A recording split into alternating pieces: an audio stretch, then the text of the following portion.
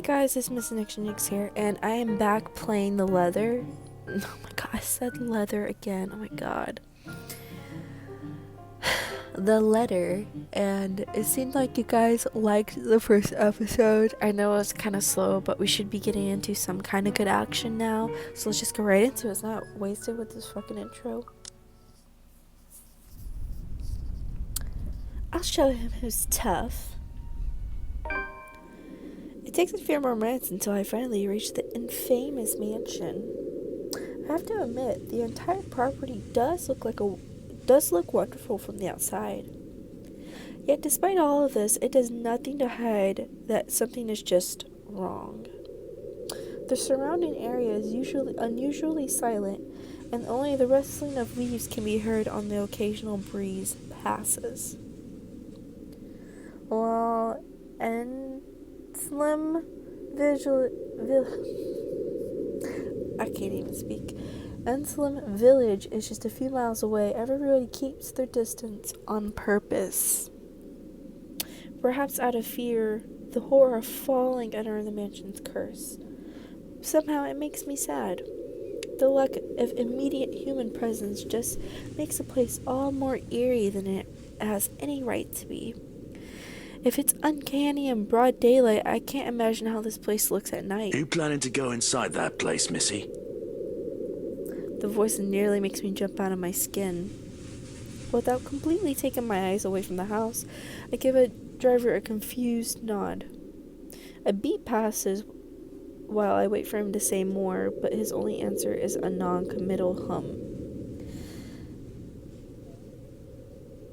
Belatedly, it occurs to me that he must have been waiting for my payment. I mentally sat myself for spacing out and promptly hand him the fare with an apologetic look. I expected him to leave as soon as I paid, but there's a hesitant expression on him as if something hasn't been said yet. Is there something wrong? Look, Missy, I'm sure you've heard what the people are telling everyone about that place. Nobody likes to be disturbed when they're at peace, and I'm pretty sure whatever they say is in that house doesn't want to either. I admit they did a good job fixing it up, but there must have been a reason why even distant relatives of the family who used to own the house never lived in there despite inheriting it. No wonder they wanted to get rid of it. Maybe they just didn't like it? You never know. He drives off after, but what he said has left a foreboding feeling in my gut. I breathe a heavy sigh as I approach the house. After hearing enough of the rumors, I should have expected the conversation to take a turn. But I'm already here. Backing out is completely out of the question. It's not like I have any choice anyway. If I want to get that bonus in a commission, one way or another, I have to sell this property. The door is ajar when I get to it, however, while my own copy of the keys dangle uselessly in my hand. Rose must have left it open when she arrived. That's weird. We may be the only people here this early, but I've never known her as someone careless. Entering, what greets me inside leaves me gaping. They cleaned in every corner, waxed the floor, dusted the antiques, searched every nook, cranny, and crevice, and made it spick and span. All for the sake of making the mansion more enticing to the modern-day lord and ladies. But no matter how hard they try, the mansion still looks as soulless as ever. As though it's going to eat you alive. If you ask me, they should have just listened to what other people have been telling them and leave this place alone. Some things in this world are just better left alone and never to be disturbed ever again. Rose? I call out. Rose, I'm here. Where are you? My voice echoes softly throughout the hallways. Oh, who am I kidding? In a place this big, I don't think she'll ever hear me no matter how deafening the silence is. She could be all the way on the other side of the property for all I know. Quickly, I reach for my phone and dial her number. But the number you have dialed has not been recognized. Please check and try again. okay, that's weird. What do you mean has not been recognized? We were just talking a while ago. It's not like she was eaten by the house, right? Or maybe the ghost did hear us talking and spirited her away, right? Right? No, Isabella, don't be ridiculous. She probably just wandered deeper into the house and got lost signal or something. I dial her number again, hoping the call will connect this time. The number you have dialed has not been recognized. Please check and try again. But to no avail. Oh boy.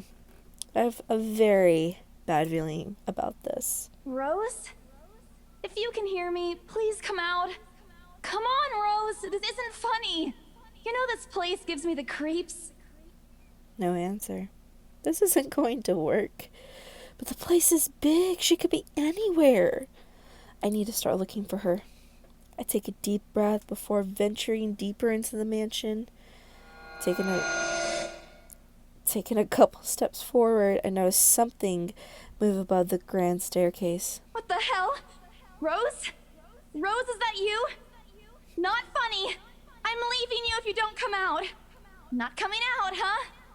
Fine, I'm going. Okay, that's a lie. She's my friend. I can't really leave until I know she's alright. Growing desperate, I try to contact her number again. Come on, please just give me something. Please, Lord. Yes, finally. Hello? Hello? Rose, I'm here at the mansion. Where the hell are you? She doesn't respond. There's also a heavy static coming from her side.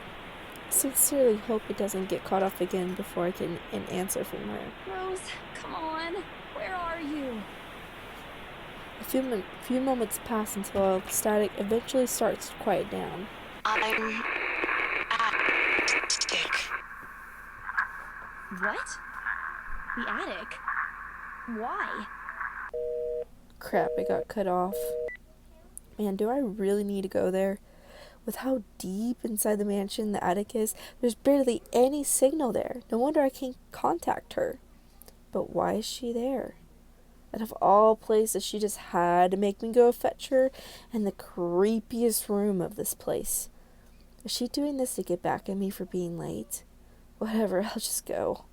The sooner I meet up with her, the sooner I'll feel better about being here. I carefully make my way up the staircase. My legs wobble as I mentally curse at the fact that I've chosen the real estate instead of picking a career that doesn't involve strange abandoned houses. Upon reaching the top, the grand hallway greets me. Oh, I like the little effects. It branches out of the two major wings of the mansion, the east and the west wing. There are two attics here, one on each side. But the east one has been converted to a storage room of sorts, and somehow I find it least likely for Rose to wander there by herself. Besides, she'll never did like going into stuffy storage rooms. So I head towards the west wing first, where a simple wooden door at the end of the hall opens to a small room. Inside, there's another set of steps leading to the second attic. Unlike the grand staircase, though, the stairs in the attic are steep and narrow, made of old stones and covered by a thick coat of dust that kicks up into the air with every step. Thank God it's still daytime. If it wasn't for the light streaming through the door behind me, I might easily stumble and fall, and probably wouldn't be there. With how old the place is, there's no light fixtures to illuminate the cramped passage up. Why didn't they bother to add one when they renovated escapes me. Sheesh, they did it with the rest of the house. A small bedroom welcomes me at the end. It looks exactly as it did since the last time I've been here, full of dust, worn out, and faded by time. Odd. I thought they cleaned everything. Did the crew miss this room? Ugh, cleanliness is the least of my concerns right now. The more pressing matter is Rose. She's not here. Was I dreaming when I talked to her a while ago? Did I mishear her? No, it couldn't have been a dream. After all, the creepy ambience of this estate is doing such a remarkable job of making sure I stay alert and awake. I'm sure she said she's here. Is this a prank? Or maybe that phone call was Rose's last message to me before the curse got to her. Shut up, Pray. You're not helping. Don't make this scarier than it already is. But if she's not here, then where is she? Okay, what just happened? Oh, what the hell was that? That's it. I can't do this anymore. I'm leaving. We must have angered the spirits living here. I knew this disturbing mansion was a bad idea right from the very start. But nobody listened. Be fucking realistic, they said. They think I'm cuckoo because I believe in curses and ghosts and all of that. Me and my outlandish backwater country beliefs. I've always strived to be a model employee, but on this time, no. I'm turning back for the sake of my sanity. Bar Reality can find another agent who is more fucking realistic to tour people around this haunted house. Before leaving, I took one last look at the gloomy old room, just to check. Huh? What's this? My worries about Rose's whereabouts must have caused me to miss this when I first entered the room. But there's clearly something on the floor. It looks like... A letter? Okay. Lying on the ground just a couple of inches away from my feet. Out of sheer curiosity, I lean down and pick it up. Strange. I don't recall seeing this the last time I was here. A few days back, me and the other agents inspected the mansion to prepare for today. I had been the last to look inside the attic and leave, and this certainly hadn't been here before. Someone must have just left this in the room since then. Did Rose leave this for me? Was she here a while ago? I couldn't have missed her though, could I? There's only one set of stairs leading to the attic. The letter isn't exactly in pristine condition. In fact, it looks rather ancient. The paper is so thin and rough, I'm worried it'll fall apart as if I so much touch it. But with great care, I open it and read what it shakes me to my core. What? Oh my god. Is that blood? Nothing but words help me fill the page, all of it seemingly written with a crimson shaded pen, or blood. A gulp.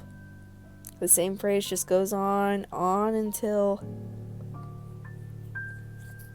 Send this to 5 people. Send this to 5 people or else. Or else what? Or else what? As quickly as I can, I scan the back of the paper to peek into the envelope and make sure I'm not missing out on a second page. But there's nothing. No. Oh, please, no. My hands tremble as dread creeps over me. The room suddenly got colder. I need to get out of here. Folding the paper in half, the sight that greets me next has been frozen on the spot. Oh god, I don't want to click on the next one. Oh my god, my heart would drop if I saw this in person. Oh my god. Folding the paper in half, the sight that greets me next has me frozen on the spot. A pair of blood-soaked feet enters my field of vision, covering a gaping wounds and skin eating away to reveal flesh, bone, and all matter that one isn't meant to see. It's too much. All of it is too much. I want to cry, call for help, but the words catch in my throat. Even my feet won't move, completely paralyzed out of terror. Fuck it. I need to face it. Whatever these feet belong to, I need to face it. God has no fucking toenails. Ooh. And if I'm going to die, if they're going to kill me, at least I'll know what my killer looks like. A cold comfort. So, with a deep breath, I summon every ounce of courage I have left in me and shift my gaze upwards. Oh god. Jesus Christ. Please, don't hurt me. Jesus fucking Christ, bro. Oh, fuck. Without thinking, I scrambled towards the door. I struggled to open it, but it won't budge. Stay away! Go away! Please, Lord! Make it go away! Jesus fucking Christ. Why now? Why won't it open now? My heart sinks as reality draws in. I'm locked in. Locked in with that thing. Let me out! Let me out! Lord, please, let me out! Jesus Christ. It slowly approaches me as I wrench the doorknob violently back and forth. Oh god, oh god. Oh my god. Oh my god, it's getting so much closer.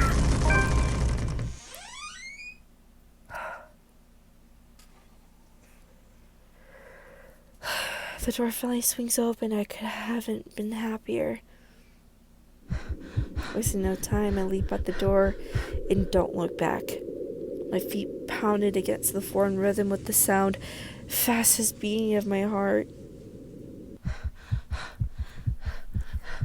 By the time I run past the hallway and find myself atop the grand staircase, my chest feels so tight it's going to burst.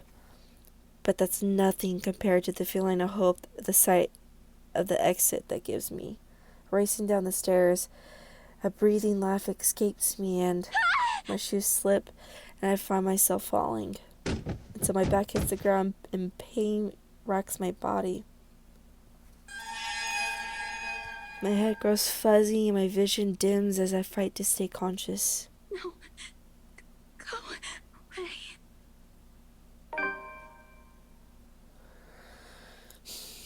The last thing I see are those feet before all I know is darkness. Jesus Christ.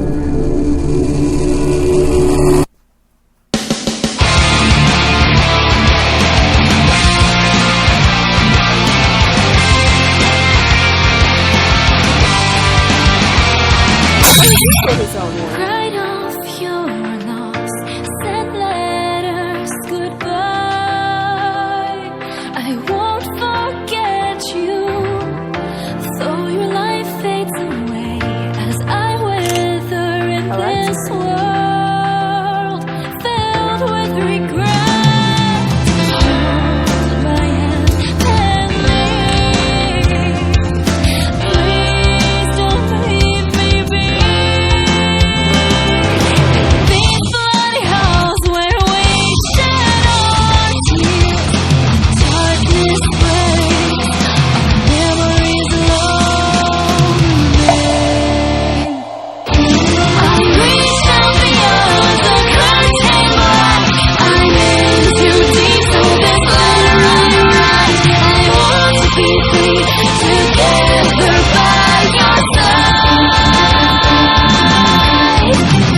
Spend eternity in this lonely place we call home. Wow. So there's like so many different like aspects to think of this. Like so many different characters and stuff. So I guess I'm gonna end it here, guys. If you guys want to see more of it, let me know. I think I'm gonna post more anyways. If I have to buy chapters, I'll hold off on it and I'll wait until you guys, say, hey, I want to see more of this, and I'll buy the chapters, and maybe I'll buy the bundle if they have the bundle again. I don't think they have the bundle right now for like $11 or something, instead of having to pay like $3 per chapter, I think. So just let me know, guys. Leave a like, comment down below what other kind of videos you guys want to see, and subscribe if you haven't. Like, come on, like, you want to. And I'll see you guys soon. Thank you. Bye.